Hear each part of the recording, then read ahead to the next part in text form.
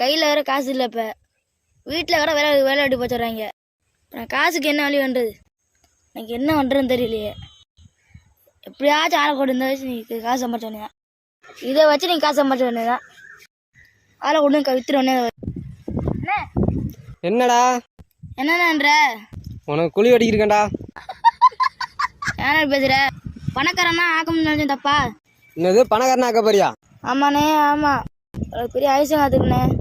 என்ன அதிசயம்? மண்டையில் எதுவும் முடி முளைச்சிருச்சா? தென்னை மரத்தை தேங்காய் காய்க்கும், வாழை மரத்தை வாழை காய்க்கும். தென்னை மரத்தை வாழை காய்க்க பார்த்துருக்கீங்களா? என்னடா வைத்தியாரா உளறிக்கிட்டு இருக்க வேலை பார்க்குற இடத்துல வந்து? நான் பார்த்துக்கணுடா, நான் திரும்ப பார்த்துக்கணுண்ணே. என்னடா சொன்னேன்? ஒன்றும் இல்லைண்ணே, அவனை அதிசயத்தை காட்டுறேன். வாடா போய் பார்ப்போம். இந்த பண்ணார் நான் சொன்ன அதிசயம். என்னடா அது? என்ன அதிசயம்? இந்த பண்ண இருக்கு. நான் சொன்ன நம்ம இருக்கேண்ணே. அண்ணா என்ன நம்ம தொட்டா செத்து போனே. தொட்டா செத்து போனா? அண்ணா இப்போ நீ தொட முடியாது.